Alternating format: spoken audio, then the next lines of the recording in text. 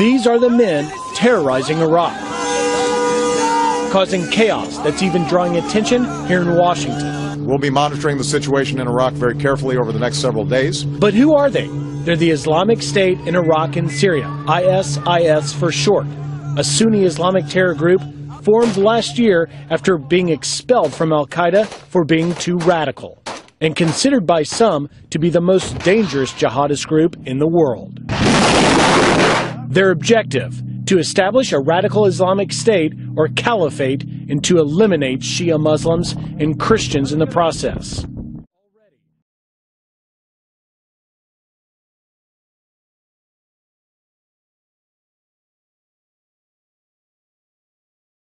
Already, they're on a death march that started in Syria and now spans across Iraq, taking Tikrit, Fallujah, Ramadi, and now bearing down on Baghdad. Known for their ruthless, brutal, and violent tactics and an unrelenting willingness to kill anyone who disagrees with their Islamist ideology, it's no surprise that hundreds of thousands of Iraqis fled when ISIS took control of Mosul, Iraq's second largest city.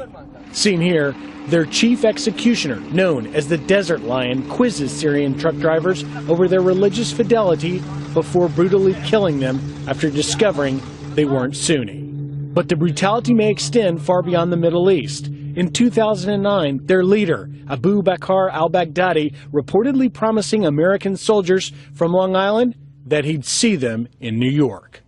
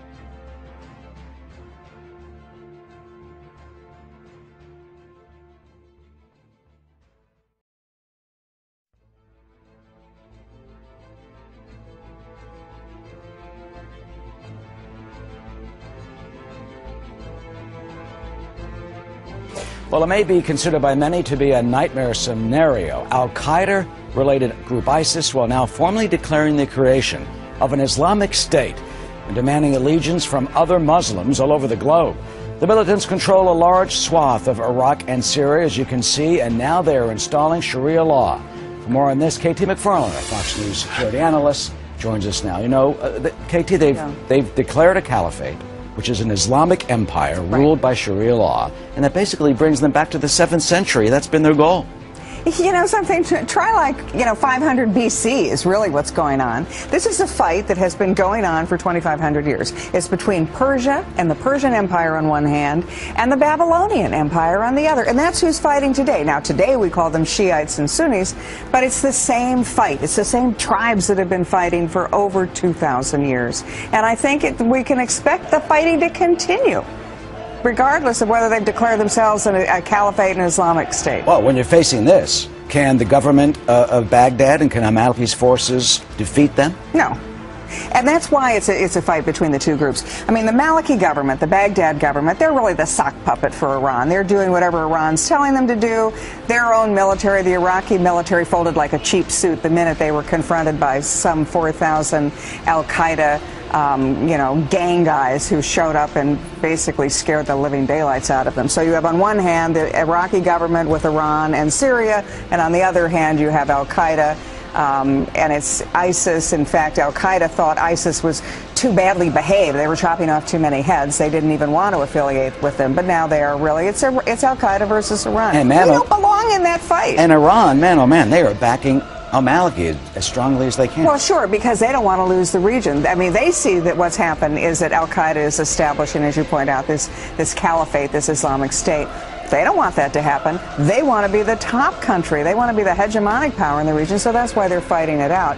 And I think that's why it's foolish for us if we think we're going to somehow go in with a couple of hundred Americans and keep on one side and the other side people who've been fighting each other for thousands of years. This has been a centuries battle and struggle.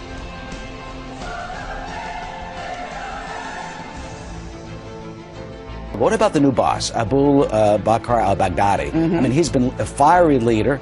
He is at odds, of course, with some members of al-Qaeda. He wants to change his name. Now they're saying that he is Khalif Ibrahim, and they're changing the name of their group from ISIS to basically just Islamic State. So is he the new head of what is going to be a growing Islamic State in the Middle East that we cannot do anything about? Yes, and he's been considered by some to be another bin Laden. He's charismatic, he's very strategic in his planning, long-range goals, and he's ruthless. Now, add to that the fact that these guys are going to control oil. They're going to control a lot of resources. So however we may think of them now, they are only going to grow stronger. And I think as an American, we got to stop back and think, okay, what are our vital interests in the region? We're not going to affect this century-long, millennia-long fight. We need to realize we better get our energy from someplace else, like America, because those oil fields are going to be taken over or in the hands of either Iran or al-Qaeda, or they're going to be blown up. And we also better understand that that fight is coming to us, and so we should get serious about protecting our own homeland and securing our own border. Wow.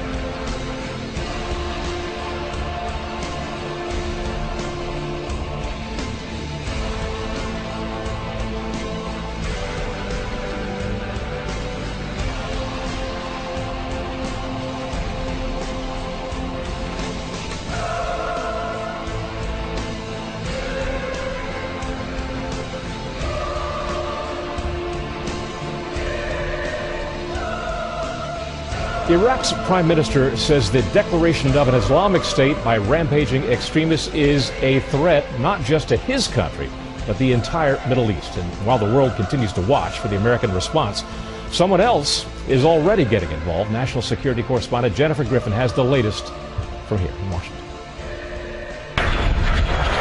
Russian warplanes have arrived in Baghdad to fill the vacuum after Iraqi leaders complained U.S. F-16s, not scheduled for delivery until the fall, were taking too long. Fighter jets that the Iraqis had already paid for. Iraqi pilots emerged from the Sukhoi fighter jets as rumors that Iran, too, was providing fighter planes made their way to the State Department.